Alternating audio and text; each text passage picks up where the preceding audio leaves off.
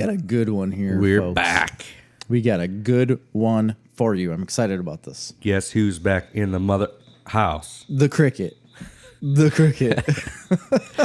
That freaking cricket, man. I don't know, guys. I think this is all going to be a non-issue when we get the new podcast studio together, but right. We're like months away from that happening. You're right.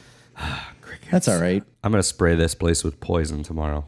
Poison the whole thing. The whole thing. The whole kit and caboodle. I'm going to not as just they say. spray poison around the exterior. I'm going to fog the interior, and then I'm going to poison all food and drink Yeah, in here. absolutely. I know that has nothing to do with crickets, but I just want to poison everything. What we did find out in the last episode is that they eat basically everything. Yeah.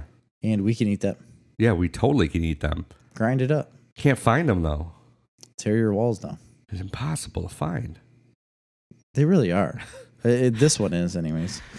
So, next episode, Yeah. we're here. So, this episode is going to be what? It is going to be the top 10 comic book related villains. Related. That's the key there because we're pulling from movies as well, right? Yeah, so any iteration of a comic book villain, but specifications abound. Here is the specificities. Superhero comic villains. So, you Right. know, as you've listened, if you've listened, we have most of our favorite comics are indie comics or are non-superhero comics. So Correct. most of what we read are, you know, your things like Saga or your things like Lock and Key or your things like Why the Last Man or Paper Girls or anything Brian K. Vaughan. Yeah, But, yeah. Or all Brian K. Vaughan books, yes.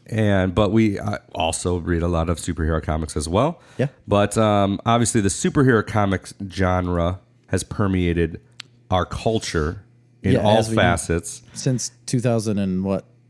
since 2000 and ever because there was animation. That's There's true. been movies since the 70s, 80s, 90s. Good point. So we're going to stick to the roots of comic books. And Correct. that is the superhero comics, mainly DC, Marvel stuff. So we're going to take our personal top tens. Yes. And here, I'm going to... This isn't the strongest. This isn't the most deadly. Well, here's the deal. When we started looking into this together and looking at all the villains and whatnot, there are so many. So many good ones, too. So many to pick from. This, again, just like all the other top tens that we've done, will probably be redone in the future. Oh, yeah.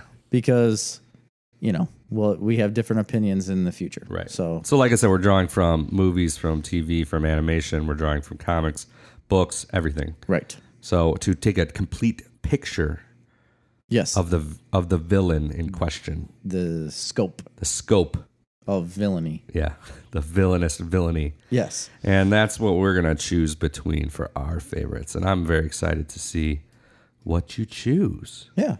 because we're, like I said, we're not going by this is the strongest villain. Might just be the most interesting. Right. It doesn't have to be.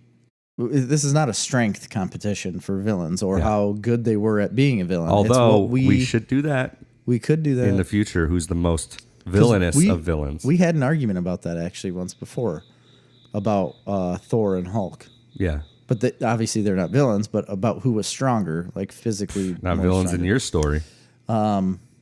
What? Maybe to the villains, they're the villains. Oh, that's true.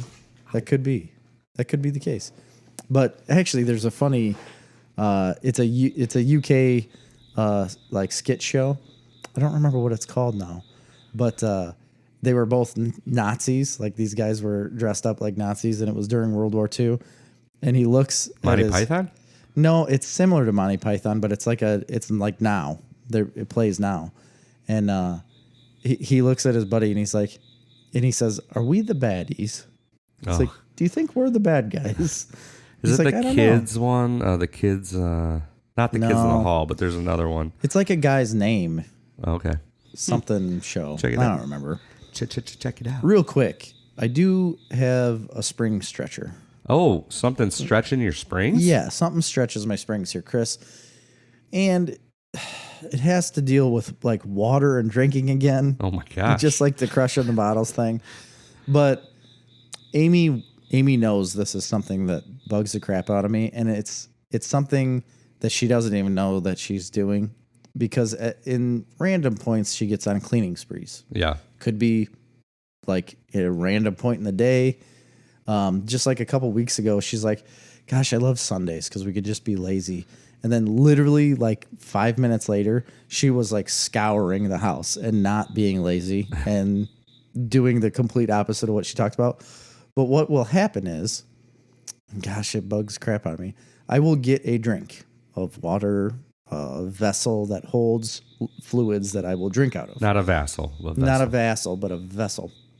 And I will drink out of it. And then I will set it down. If I walk away from that at any point, it will be dumped out or thrown away. Yeah. Within minutes. And it's happened so many times. I'll come back. I'll be like, where'd my water go? Yeah, that's definitely happened to me too. And I'll look around and Stretches my springs as well. oh, the cup's dumped out and in the sink. I just poured that 2 minutes ago, and now it's down the drain. And we're Americans and apparently can waste water as much as we want. I can add on something that stretches my springs that's also beverage based. Okay. People that take forever to drink a single can of pop. I might be one of those people. Are you one of those people? I think so. Dude, it's like 3-4 glugs, you're done. Like, I don't drink much cans of pop anymore. Like a 12-ounce can of pop. Somebody will nurse that for an hour. Drives me crazy. Yeah. Stretches my springs, Jerry. Really? Yeah. I stretch your springs like every and just episode. Like carry it around. Yeah. Have you ever noticed? You can't carry it around because it'll be warm. Somebody carry it around for like an hour and just like, and it just drives me crazy. After like a half an hour, I'm like, how is there still liquid in there? Pop in there? I think I'm one of the. I am Drink a very it slow. faster. I'm a slow drinker when it comes to anything besides water. Really? Yeah, I really am. I'm sorry. I don't mean to stretch your springs. You stretch my springs, Jerry. Well, there's our stretch our springs segment. So, if you didn't check out the last podcast, we are doing a new format here where we're trying to stick to a 1 hour window. Yeah. So the last episode was 1 hour, like right at it. We nailed it, and it was pretty good. Like pretty solid. Nailed it an hour, and it was easy for us to do. What we were concerned about to begin with is that we can't keep it within that hour. Yeah. It's hard to. It takes a lot of outlining and structuring. It does, and we're not outlining or structuring people, but we are now. Yeah. We're going to try it. We're going to try it for a couple months and see how you guys like it. So let us know. Comments, texts, Facebook message, Yes. Twitter. Let us know if you prefer the 1 hour or you like it back at the 2 hour length. We will be hardcore monitoring the data back from who's listening. Yeah, from whose line is it anyway? Right, Drew Carey. Yeah. If it bumps Ryan our Drew Stiles. Carey's or if it lowers our Ryan Styles. Right? What was the other dude? Colin. That guy. Colin. Something Colin. Colin. Old Colin. Oh, that Colin. And Wayne Brady. I saw Wayne Brady live in concert at the Rialto Theater in Joliet. Was he good? When I was in high school. He was great. He was fantastic. He looks good. He's on that one game show now. Like right before Price is Right or right after Price is Right? Yeah, the money, something to do with money. Yeah, I don't remember. Which it would be. Is it the door one? Is it the door shows. one? Like door 1, door 2, door 3? Yes, it is that one. Yeah. We're going to do top 10 game shows pretty soon. I agree. That would be really good because I love game shows. I love game shows. They're bringing back all the old game shows. Did you notice that? They are. Like but they're Card not Sharks is back. I don't like them. The Whammy one. No Whammy, no No Whammy, whammy, no whammy. Yeah. Who's... Was that Snoop Dogg? What? Snoop Dogg, I think, was doing that one. Press Your Luck? No, No, Press Your Luck is the... It is Press Your Luck. Press Your Luck. That is the game. But that's definitely not Snoop Dogg. Who is that? Because I just watched it recently too, and I forgot it was an old show until they started saying. Oh, no Joker's whammy. Wild. Snoop Dogg was doing Joker's Wild. You remember Joker's Wild? I don't. Well, anyway, and then there was another one they were recently doing with celebrities, and it has the guy from Blackish in it. And we were watching it the other night. They're like all on Sunday nights now, which I kind of like. They are a lot. And I was enjoying the show a lot. It was To Tell the Truth. Okay, I haven't seen that's that back one. on. That was pretty good. Yeah, what's the other one where you write down your answer and there's two people sitting in front of you? The Newlywed Game? Oh, Pyramid? No, Pyramid. They're doing that too. Alec Baldwin is the host of that. he does. No, that's the match game. Match game. Yeah. You're right. Yeah, you got to match Pyramid answers. is Michael Strahan. Okay. Yeah. He's into everything. Yeah, he is, man. He's on GMA. Hardest working guy in Hollywood. He's on Monday football Night stuff. Football, I think, or something. He's on like Sunday. Sunday Night Football? No, NBC? Sunday, like the whole day. The whole day. The whole day he's sitting That there whole talking damn about day. football. Then he goes and does GMA first thing in the morning. Let me tell you what. Before we get into this, I want to talk a little bit about another thing that stretches my springs, Jerry. Oh, boy. I know we're past the segment now, I thought we did pass this. but I have 2 fantasy football teams.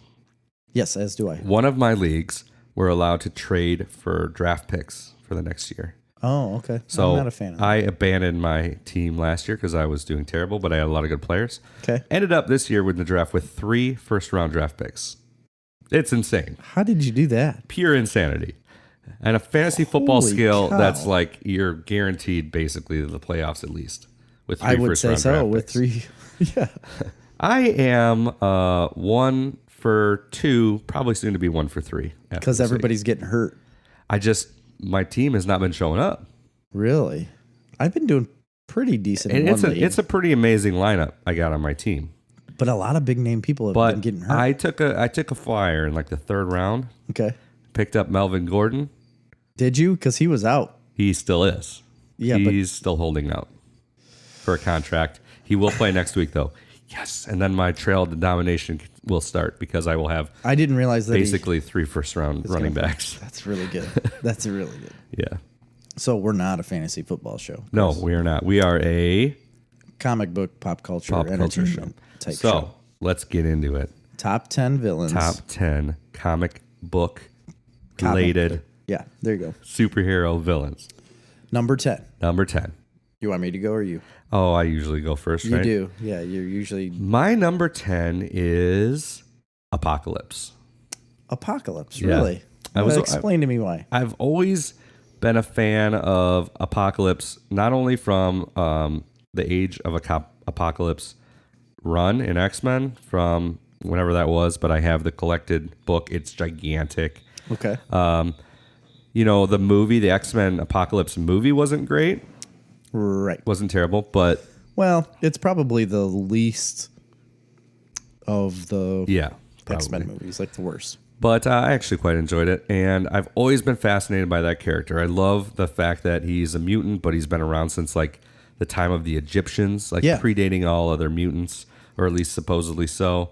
I like characters and villains that kind of lurk in the background and pull strings. Okay. You know what I mean? Yeah. And just kind of like affect things Yeah. without necessarily being directly involved. Okay.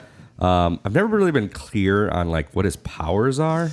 Does anybody really know? I mean, he's got like a lot of different powers. They seem to change all the time. Yeah. But He's very apocalyptic. Yeah. My favorite thing probably about Apocalypse that just captured my imagination as a kid and continues to is the 4 horsemen of the Apocalypse. And there was kind of a revolving different amounts of people. Yeah. It would be different people at different times. But I always loved when he basically turned Angel into was it Archangel? Archangel, into yeah. Archangel. And I love that. It just for some reason that captured my imagination. I always liked Angel, but I always really I thought Archangel was such a cool character. Yeah. Just really did. Cool. And I liked, when he was doing when they did the 4 horsemen of the Apocalypse, like Wolverine was one of them. I can't remember which one he was, but I can't remember who they all were. At one point, I think Hulk was one of them. Actually, Pretty sure Wolverine's just the coolest out of all of them, though. yeah. Because Well, it's Wolverine. I just always liked that he kind of affected them and got in their heads and turned them to his cause. And like you said, it's like behind the scenes. It's Yeah. not. He's not up front the villain. Yeah. He's just controlling it. And The puppet master, if you will. But not that villain. I would say, as far as like runs of a comic book, or I know that's like multiple different runs, but like that Age of Apocalypse, if you buy that book, which is gigantic. Yeah, it's huge. It's like the size of a compendium for Walking Dead. It's huge. Is it that big? It's that bigger. Yeah. Holy cow. I guess I didn't realize it I was that currently big. own it. It is currently propping up my bed because my Is it really? bed frame broke, and I needed a really thick book to hold up the bed frame. Okay. So that's under there, unfortunately. But I just thought it was really good writing, and I think it's a really cool character. Awesome. And more than a cool character, it's just something that, like, for some reason captured my imagination as a kid. Yeah. And just stuck with me. So Cool. I'm not huge on Apocalypse myself. I was never one to dive deep into that, but he seems all right. I will appreciate your pick. My number 10 has to do with the Flash, but the reverse of him. Oh. The reverse Flash, or Eobard Thawne. He's always been like the direct competitor to the Flash. Yeah. Right off the bat. Barry Allen has a huge problem with this dude. But I really love the take on him in the Flash show. In the Flash show, yeah. What's that actor's One name? of my favorite actors of all time, Tom Cavanaugh. Tom Cavanaugh. I couldn't think of his name. I thought I had it written down, but I don't. The way he acts and the way he does him in the first season of the show, I think is absolutely amazing. Everything after that is good, but it just changes a little bit, for what happens with the Flash, because he always is changing time frames. But I just like the Reverse Flash. Such a complicated show. It kind of really is. Like at the end of the day, and so is the comic book. The comic book is the same way, Yeah. and they've reverted back to in the New 52 and like everything DC's done after that. They've reverted back to like what the Flash did ages ago, Yeah. screwing up what's happening now. And Time travel is so hard. yeah, that's really hard, but it's awesome. Yeah. It makes you think a lot, but yeah, Reverse Flash, there's not much else to really talk about him besides he runs really fast like the Flash does, and they don't like each other. I like the yellow simplicity suit, too. of comics where you got the Flash, and then it's like, we need a bad guy.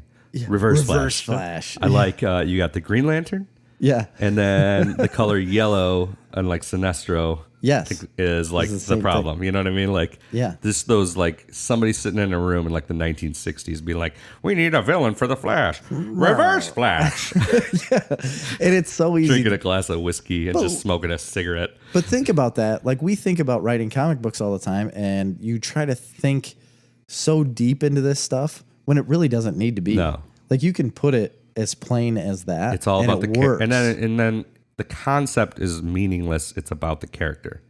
Yeah. So like you take another Flash character like Gorilla Grodd, Yep. right?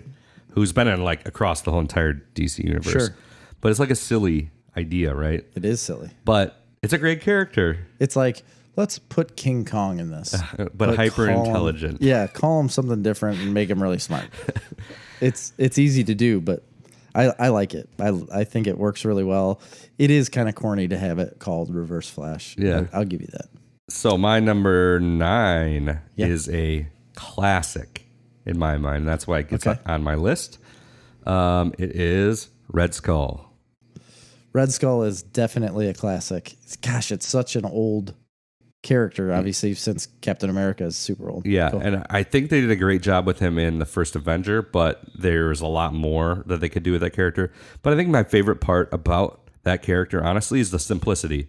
It's a Nazi. Yeah, it is. Nazis are evil. Yes. This is like the top Nazi. You know what I mean? I think he looks really sweet, too. Yeah, he looks cool, but that's my thing. Like, it's simple, right? Nazis are bad. Captain America fights Nazis. Red Skull's like The leader of the the leader of the Nazis. Nazis. Great. Yeah. Done. Yeah. Move on. That's it. But I do also like what they've done with him over the years in the comics mostly, because I haven't seen really a take on him outside of the comics. I mean, there was the old 91 Captain or 90 something Captain America movie, which I liked, and he was like a rubber-faced Nazi, basically. They did him a little bit in the first Avenger. Yep. He's brought back a time or two, but even in like cartoons, not that much that I can really recall. I really wish they would have had him more in Endgame. I like that he's formidable, right? So most villains in comic books, superhero comic books, lose all the time, Yeah. and the hero wins. Red Skull doesn't lose all the time. I mean, he killed Captain America. I don't know if directly, but I don't remember he? that storyline, but he was remember that. responsible for the death of Captain America. He won. You know, he's succeeded over the Avengers. He's succeeded in a lot of things. And again, though, for me, the draw is Nazis. It's just 100% Nazis. It's just, I mean, they're evil. They're easy to hate. And they're an easy villain. And I feel like it's widely hated. And that's why in our first comic, Fourth Reich, yes, the bad guys are Nazis. Which one of our first criticisms when we posted that script up on Reddit for criticism was like, oh, Nazis. Again. I'm like, well, at least it wasn't zombies. I completely agree with that because I do think zombies are overdone, but because it's not realistic. I mean, obviously, but are they? I mean, yes, they're overdone, I guess, to an extent. To me, they are. That's why I fell out of The Walking Dead. But they're great. That's the great thing about zombies is they're a great menace. You know what I mean? So are Nazis. Right. That's what I mean. They're a group, right? Yeah. A group of zombies is a problem. Right. A group of Nazis is a problem. Yeah. You know what I mean? Like, that's why I think that's a good character. So is a group of badgers. Yeah. Or a murder of crows. I don't think that's that bad. They'll pick a cornfield clean. Will they really? Unless you get a scarecrow out there. Wow. They keep hawks away. Did you know that? No. They do. Hawks hate crows and crows hate hawks. So I originally thought that a hawk was eating my chickens. And they said, get a black chicken. Because a black chicken, a crow, or a hawk will think it's a crow and they won't come around. So I got this black chicken, and for like 2 days, nothing died. And then the mink came back. Oh, my God. And the first bird that it got was that black chicken. So what am I on? Number 9. My number 9, very simple one again. Bane.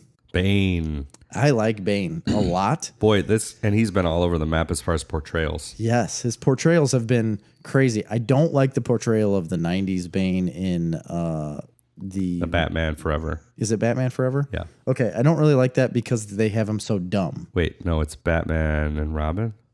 I don't remember. It's the one with Poison Ivy. Right, but I don't remember which one that was. I think it's Batman Forever. But they play him as like this dumb person. Yeah, he's like a and brute. And he's got the liquid things coming in him. Yeah, and that whatnot. is not the character. No, I don't like that at all. Bane has a brain. He's much smarter than you think. He's super intelligent. Tom King just started. South American, Brazilian, right? I don't know about that. I don't know his descendant. Yeah, you think he's I Brazilian? don't remember. Tom King just redid the character and is portraying Bane more like Batman. Okay. Where they're like almost a mirror image of each other. Yeah, that's kind of how it's supposed to be. Yeah, and they, obviously Bane is obsessed with what he's obsessed with. Batman's obsessed with what he's obsessed with. It's just on opposite sides of the cloth. Mm-hmm. And they're like perfect villains to where the Joker is similar to that. But Bane is, he's not as like into chaos. Yeah. You know what I mean? Like he's structured, like this is what I'm going to do, overtake you. And he's a planner. Yes, he sets up big schemes or big plans to like destroy everything.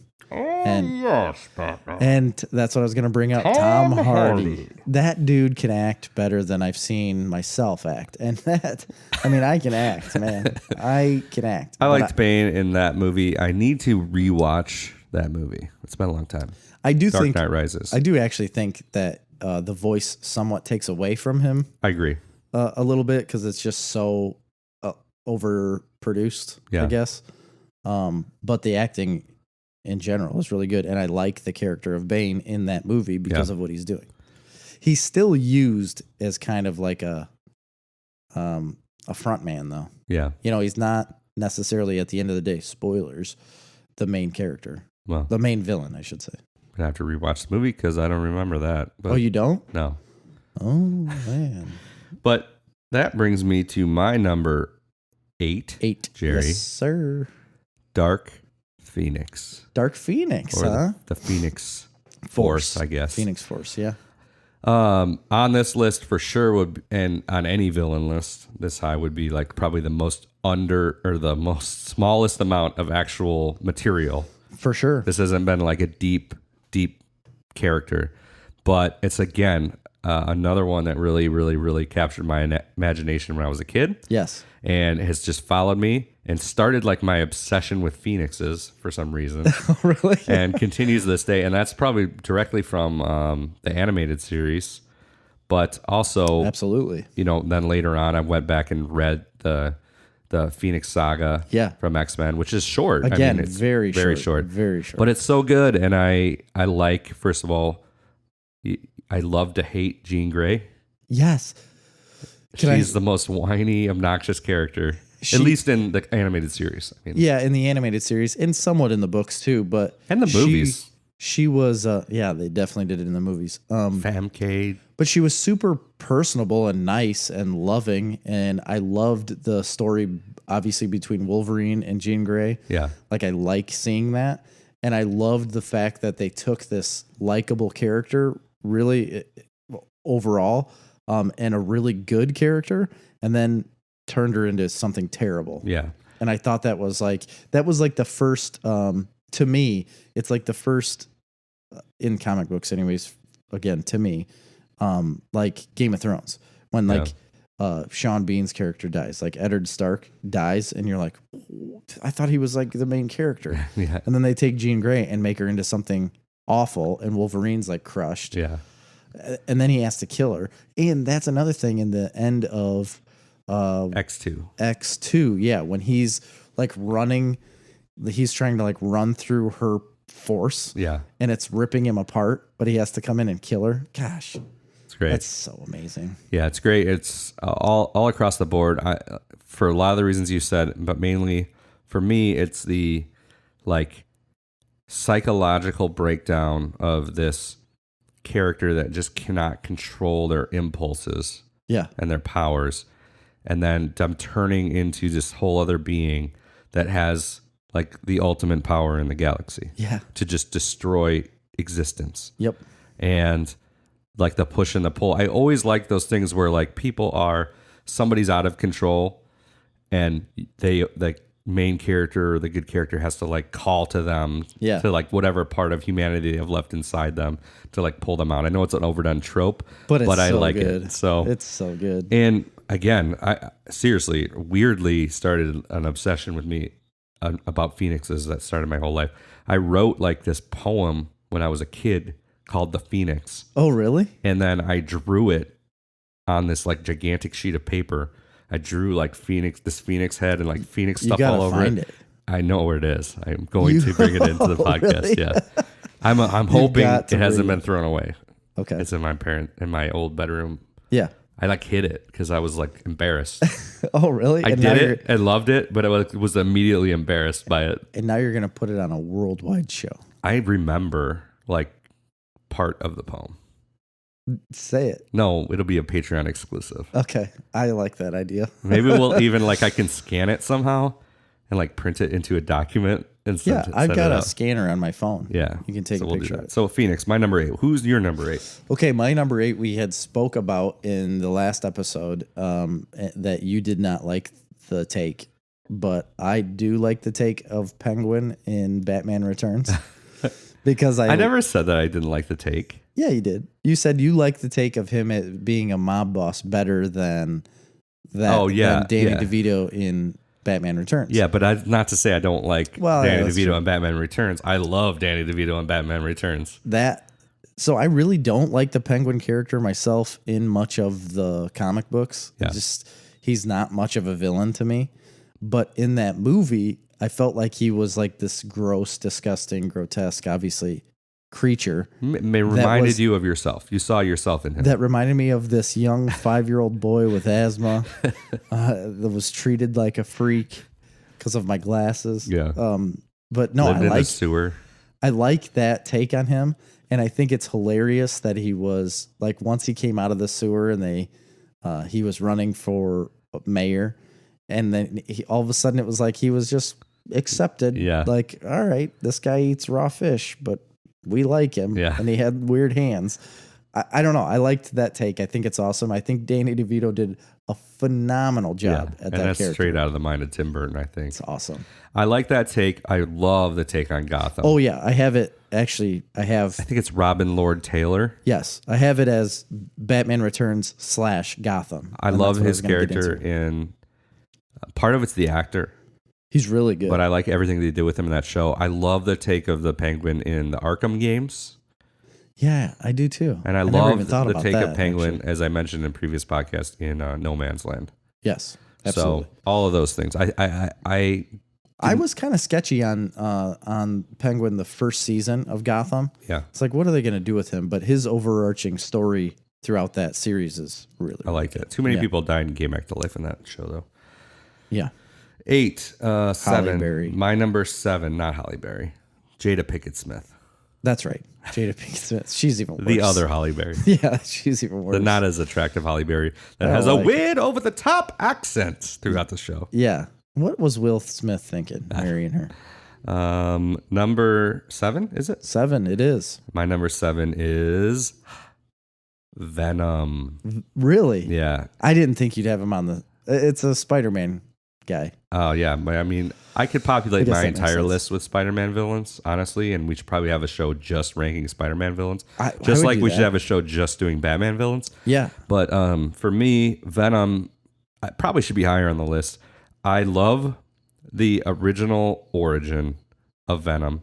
I like the whole story of the symbiote coming down with the space shuttle and getting attached to Spider-Man. Yeah. And then going on to Eddie Brock and the whole thing. So I love that character. And then, like, he becomes a huge pop culture phenomenon, right? Yes. So, like, spawning into his own books, and he becomes like this weird villain, anti-hero, but he's still like eating people's heads. And he's like a different personality within Eddie Brock's brain. I think they actually did it pretty well in the movie Venom with Tom Hardy. Really? Even though the movie was really odd. I still haven't ever seen it. Oh, it's on HBO right now. Is it? I think I'll so, have to yeah. watch it. Or no, it's on Stars. Okay. It's on Stars. I get the free Stars thing to watch American Gods, and I was going to rewatch Venom. Anyway, I think on rewatching that, I might like that movie a little more. I think maybe it was underwhelmed in theaters because I think it's better at home movie. Okay. But that was just like the second take. This character has had so many iterations and such a lifespan that he's, first of all, kind of spawned carnage Absolutely. off that. But I just like what they've done now with him in some of the other universes where he's become 100% a good guy Yeah. and lost all of that. And now they've done Agent Venom, which is one of my favorites. I love Agent. I guess I didn't know that. Oh yeah, Agent Venom, who's like purely a good guy, and he like works with Shield, and he's like Wow. They've done such great things with Venom, and there's a reason why he's one of the most popular comic book characters of the last 30 years. Awesome. Or 20 years anyway. So Venom for me, number 7. My number 7 is another Batman guy, Ra's al Ghul. Ooh. Or Ra's al Ghul. Some Which people way say. do you say it? I say Ra's. You say Ra's al Ghul? Yeah, Ra's al Ghul. I did. I used to say Ra's al Ghul, and now I say Ra's al Ghul. Because of Kevin Smith. I don't know why. It's because of Kevin Smith. Yeah, probably. Because he says Ra's. Yeah. But it's R-A''S. No, I've heard it other places as Raish. Really? I think they've said it in some shows. Anyway, I'm going to say Ra's. Okay. Ra's al Ghul. The whole reason I like him is because he has like training like Batman does, but he's also one of those characters like you were saying before about Apocalypse being behind the scenes. Yeah. He's always behind the scenes, like making some big scheme and having other people do it. Yeah, he's got his own army. He's got an entire army of people. His daughter is a big thing in a lot of the books and in a movie that you should watch coming, that we talked about earlier about Bane. Yeah. But he just orchestrates this whole like army, like you said, and he's always behind the scenes. And then at the very end, it's always like, oh, it's that guy. Like it's him again. Darn it. Plus the whole like coming back to life and renewing himself through the Lazarus pits, I think is cool. Yeah, it's awesome. And I like Liam Neeson as Ra's al Ghul in the first Batman Begins movie. But he's had great iterations in animation. But the animation's really good, and I like him in the comic books a lot too, because it's a little bit different than what Batman Begins was, obviously. But I thought he was great in Arrow too. Yeah, he's great. I didn't see him in Arrow. Yeah, he's a big character in that. That was your number 7? That was my 7. Your 6. My number 6 is Thanos. Thanos. Yeah, Thanos would probably never have gotten into my top 10 except for Infinity War and Endgame. So this is one where the comics... He's inevitable. Yeah, that's a great line. Yeah. I am inevitable. Except every time he says that, he dies. Yeah. So I loved the comic run, the Infinity Gauntlet Oh, yes. stuff. Very that whole comic run is great. It's short. Go check it out. He's had a long history as a villain, but most of it's pretty uninspired, I guess. But I think it really came to life.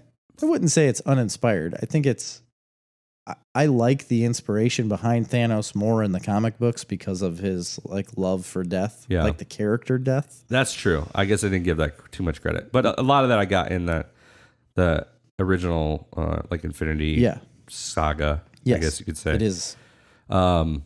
And yeah, I think that's really cool. I mean, especially coming from a character that's pretty much just a straight rip-off of a DC character. Yes, very much so. It's just Darkseid for Marvel. Yes. But for me, the only thing that propelled it up was the movies. Infinity War and Endgame, he was the best character. I agree. In those movies. They gave him a really good Josh Brolin played it amazingly. Think about that, though, too, is that he's got to play this character with a hat, like this mocap hat on, and all of this stuff in front of his face. He's not even looking at people most of the time. He looks absolutely ridiculous and has to put out the material that they gave him. And show pretty good emotion. Yeah. And a wide range. That's why I love characters, awesome, too, that you are kind of not sure if they're right or wrong. Yeah. Like, you don't know if they're really the villain. Like, you don't know. You can understand their motivation and sympathize with it, even though they're awful. And the way they gave him the motivation in Endgame and, Infinity War was like, I'm trying to help you. Right. Like, you're overpopulating your whole world and you're destroying it.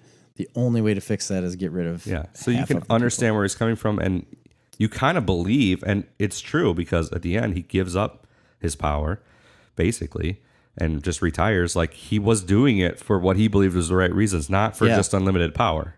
Right. So I thought that was interesting. Plus the whole thing with him and Gamora was fantastic. So that was my number 6. My number 6 is a guy we also talked about last episode once in the news, and it's Ozymandias. Oh, there you go. From The Watchmen. Yeah, I was wanting to put this on my list too. He, I think, is a great, he can be considered like an anti-hero. Yeah.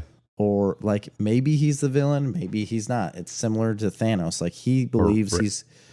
What were you going to say? No, nothing. Go ahead. I'll bring it up later. Like, he believes he's doing the right thing. And, but obviously, he's not necessarily doing the right thing all of the time.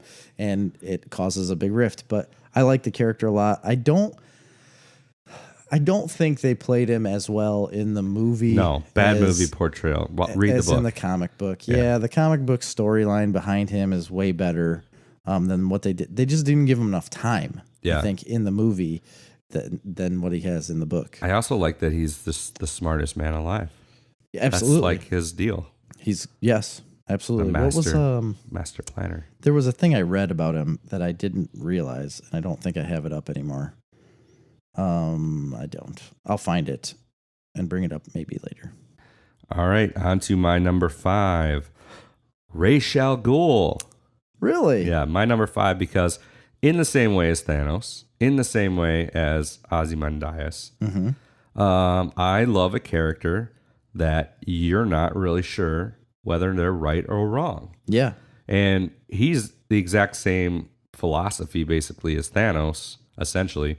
We're destroying the world. We need to wipe out the population. We need to start over. We need to do it right. I can do it right. Now, he's maybe a little more power hungry. Yes. But, I like a character where you can understand their motivations, but question their methods. So these are characters where the ends don't justify or do justify the means. So what their goal is justifies whatever it takes to get there. And while that's a terrible thing, you can understand it. And that's a character that I believe nails it. Absolutely. Even more than any of the other ones. He really nails that. Plus, I'm a huge fan of Damian Wayne. That's his grandson. That's right. Yeah. So there I forgot actually that is. you're so into Damien. They actually, Batman and Ra's al Ghul are kind of related. Not They really, are. but. Well, kind of. So that's my number 5. Your number 5 is. Anyway, it says, I was reading about Ozymandias again, and it says he kills millions to save billions. Yeah, right. At the Same end, as and Ra's al Ghul, same as Thanos. Yeah. It's the same concept, and I get that it's kind of a trope, but I mean, that's If you can do it right, it works every time. Like if you can write it the correct way. yeah, right. I mean, it I thought will you meant always actually carry out that genocide. No, that's not. If you can carry out that genocide effectively, it works. It works. My number 5, Phoenix Force. There you go. I'm really surprised to hear that. Really? Very much. Gosh, Coming I've from always you, I'm very surprised by that. Why? I've always loved Phoenix. I like Phoenix better than Jean Grey.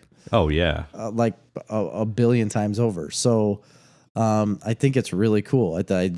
We talked about it a lot earlier. I just think that the taking of the character that everybody is loving and then turning her into somebody that's going to destroy everything that you've ever loved is amazing. And then the torment between Jean Grey's normal like mind and the Phoenix Force taking her over is just amazing. Yeah. And again, the comic book run is not very long. It's relatively short. I think she should have a way bigger run than what she's ever had, and a better portrayal in the movies. I haven't seen the movie, but nobody likes it.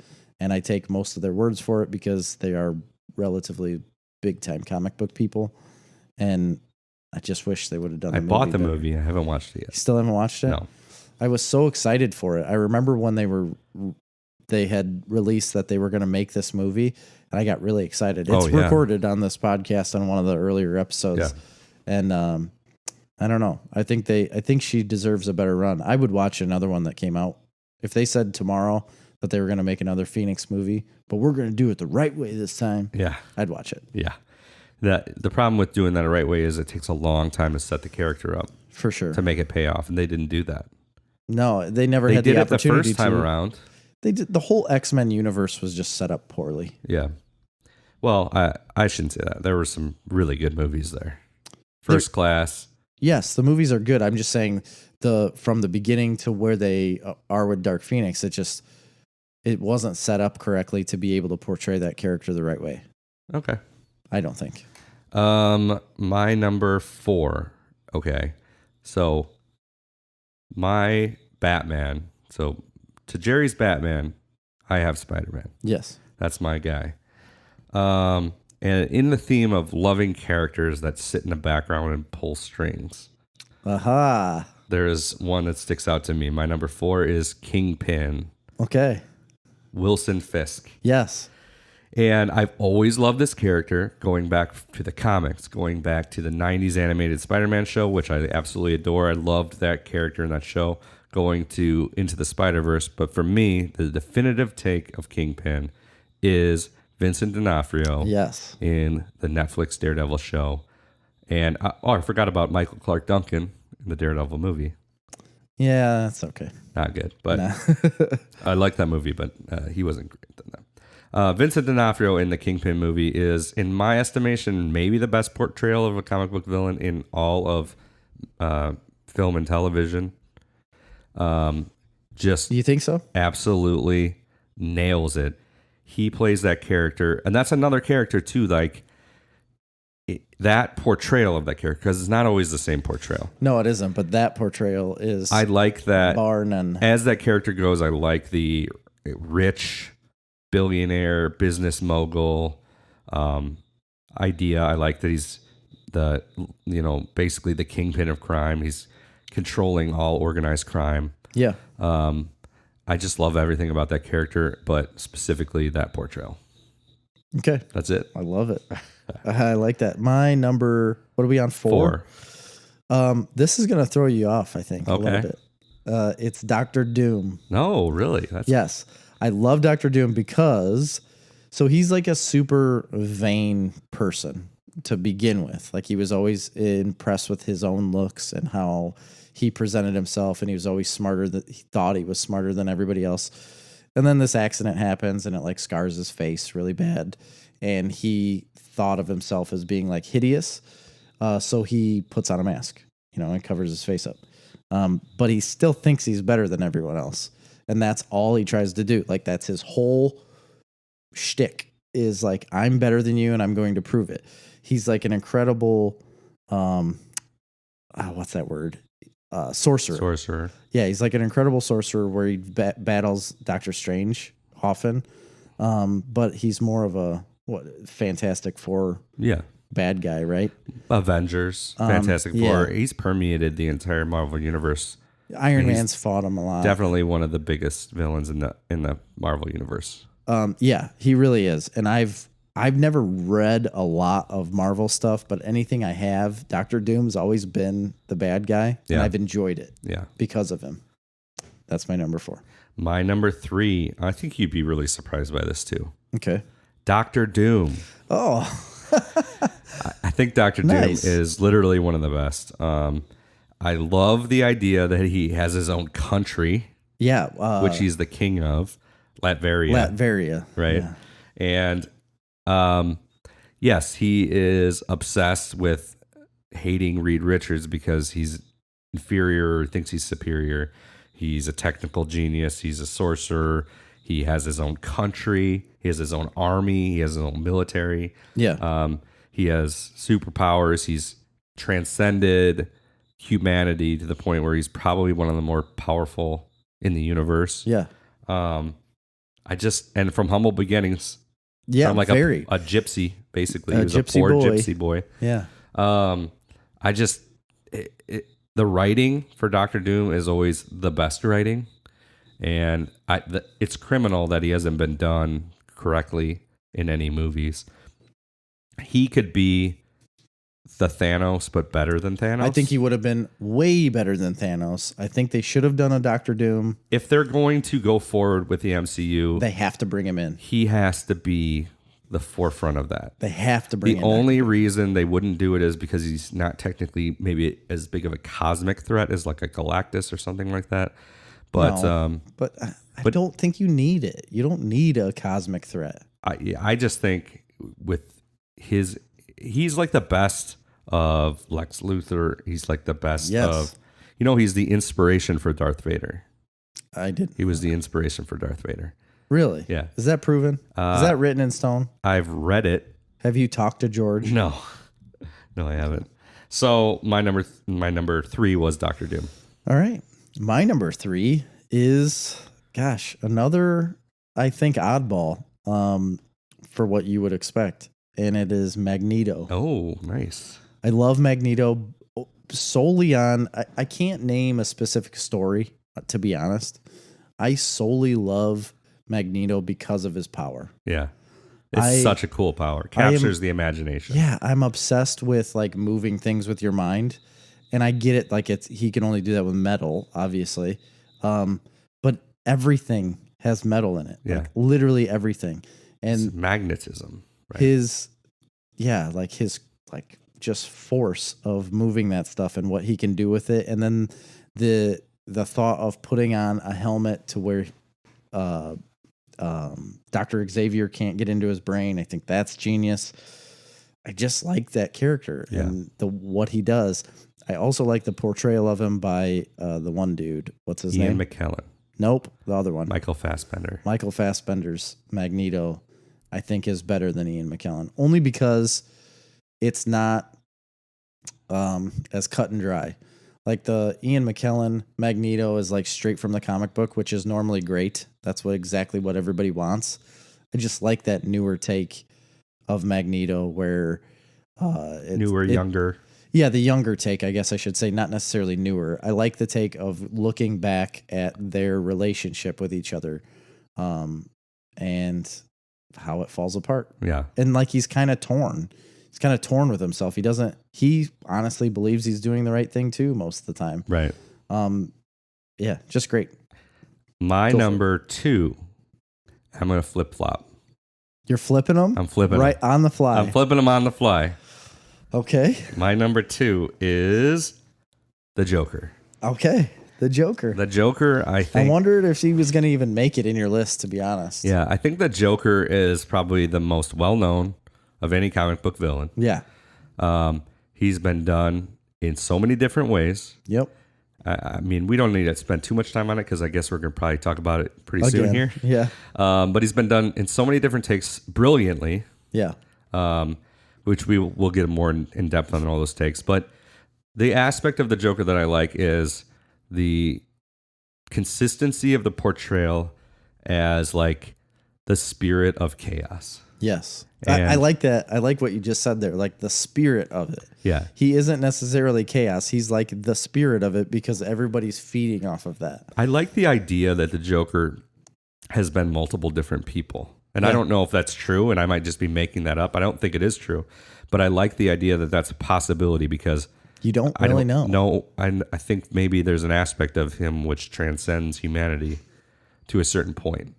So he's almost like a sprite or a fairy or like a spirit of chaos incarnate. And there's so many different takes. We'll talk about them later. So your number. My number 2 is Kingpin. No. That's very surprising to me. Solely because of Vincent D'Onofrio's D'Onofrio. I always say D'Onofrio because he's got that strange O in there. Yeah. Anyway, his portrayal of him. I don't know much of the comic book stuff with him really because he's the mayor. No. I have read Spider-Man obviously, but I just never really got into the books that much. But that Daredevil story with him and the way he's portrayed, how he's kind of babyish, but infuriate, like he just gets infuriated has no control all the time. over like his rage. It's unbelievable the way he acts, and I just love it. That's why he's easily my number 2 just because of how different he was compared to normal villains in a show. Like that's not the same type of villain that you see in a normal show. He's a sympathetic villain in that show. Yes, he is big time, but not in a way like you might be thinking he might be trying to do the right thing. He's not trying to do the right thing at all ever. But he's sympathetic because, like, A, he's had such a horrible life, but B, it's just the way he's played. Like he wants to be normal, but he can't be. But he also wants to be loved, and he wants power. It's a layered character and a layered performance. Yeah, he needs somebody to like take care of him and love him, like his mom. Yeah, and he's like obsessed with having that. But yeah, he's also obsessed with power. Yeah, and he needs power, and he's a big dude and extremely strong. I like that they played it that way. That he's just strong, a strong guy. Instead of being over the top large. Right. They played it more realistic, obviously, and good old Vinny nailed it. Yep. Hit it out of the park. So my number 1, Magneto. Really? Yeah.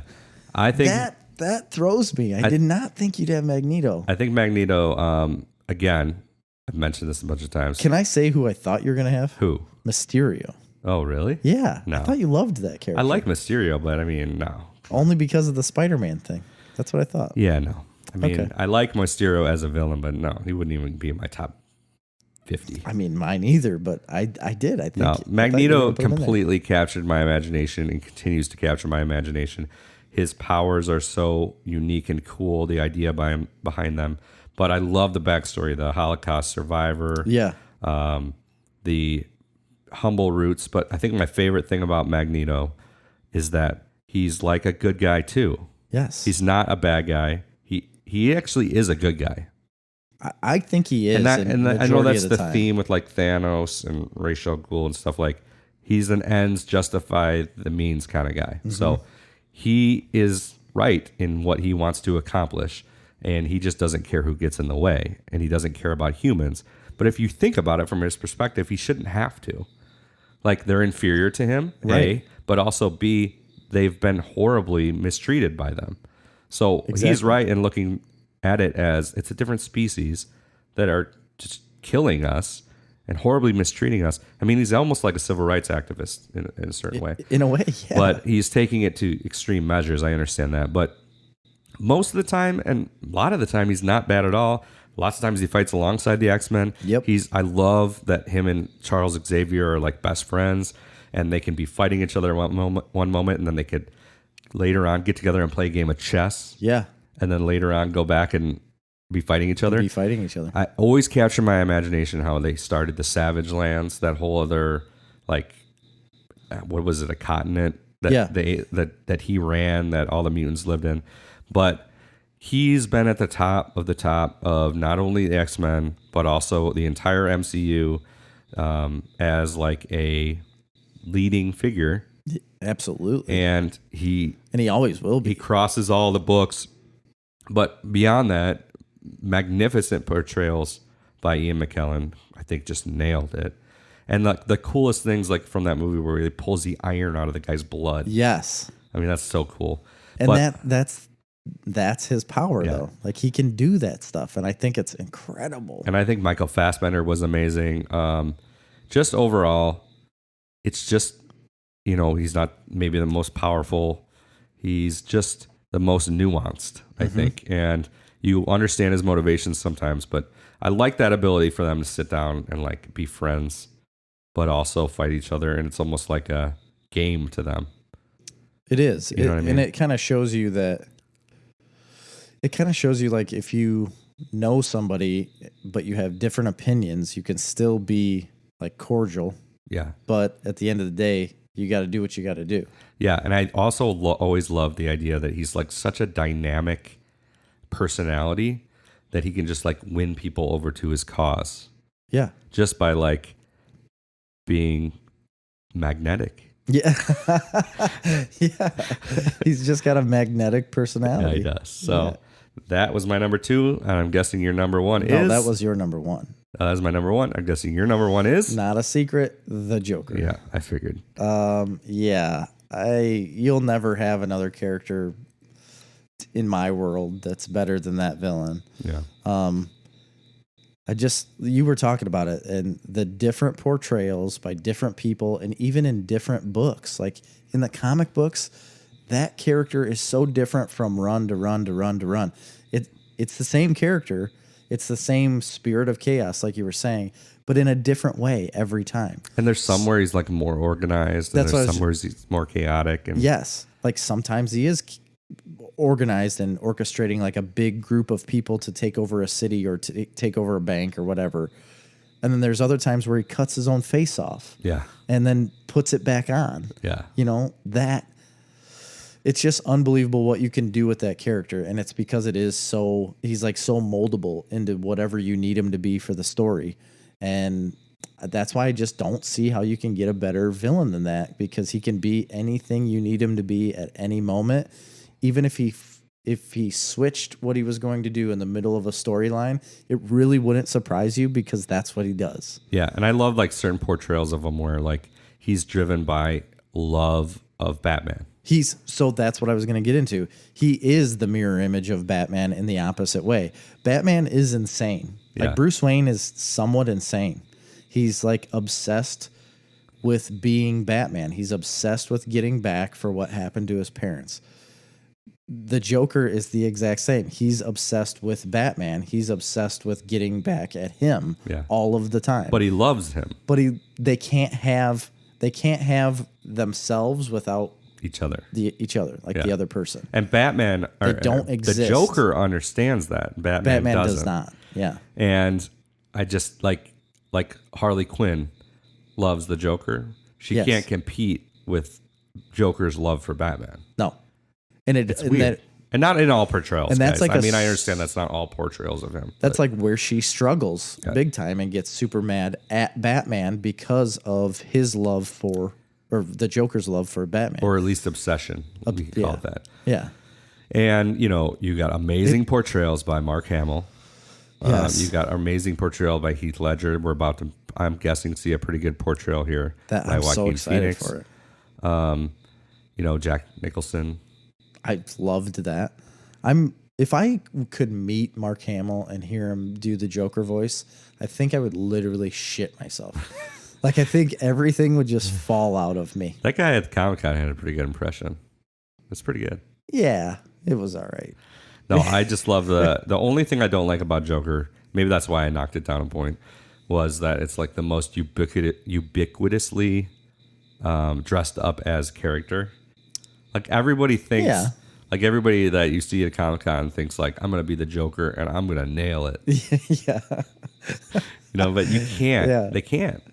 No, you really can't. I don't even know why people really try. Best portrayal of the Joker, go. Best portrayal of the Joker? I'm not talking about actor. I'm just talking about in general, like all comic books. Like, what's your favorite Joker? Oh my gosh. It would either be the Killing Joke Joker. Yeah, that'd be probably for me. Or I always like the insane, crazy part of like Scott Snyder's Death of the Family. Yeah, that's a great Joker. That's the one where he's got his face stapled back on. Yeah, and that one. I love like the original Death in the Family Joker too. Yes, they're similar characters there. Like Death of the Family and Death in the Family are similar because I think it's like an amped up version of that Joker in Death of the Family. I think they took a lot of liberties from the Arkham series. Yeah, I would say so. I'm not a huge fan of the Arkham series Joker. Neither am I. But I do think they took some liberties into the way he acts and somewhat in the way he looks. But it's just Scott Snyder's writing, though. Yeah, I think my favorite portrayal, and this is going to be controversial, is Jared Leto's portrayal from Suicide Squad. Get out of I'm here. kidding. Go away. I'm kidding. No, I get it. I like the Joker is the most ubiquitous, maybe second, maybe in that vein with maybe Lex Luthor. I'm not a big fan of Lex Luthor myself, but you're right. I do like Lex Luthor. You know, it's fine. I'm just not a Superman guy. So me either. He's not in either of our top 10s. So there you have it, folks. Top 10 comic book villains. We've nailed it. We're 2 minutes long at the moment, but we still did the show much quicker than we ever have. Yeah. So if you guys like that, let us know, please. And please check out and subscribe to our Patreon, patreon.com/snarfcomics. You can subscribe for $1 or $5 or 10 or 25 or whatever. 100. Yeah, $25 level, you get a monthly subscription box. Erica's probably wondering where her subscription box is right now. But no, we'll have it to her by now. Yeah. Probably. So. We'll get it out. Don't worry. Yep. Don't you worry. So please subscribe, leave a review, and subscribe to us on youtube.com/snarfcomics. And for Snarf Talk this week, I've been Chris. I am Jerry. See ya.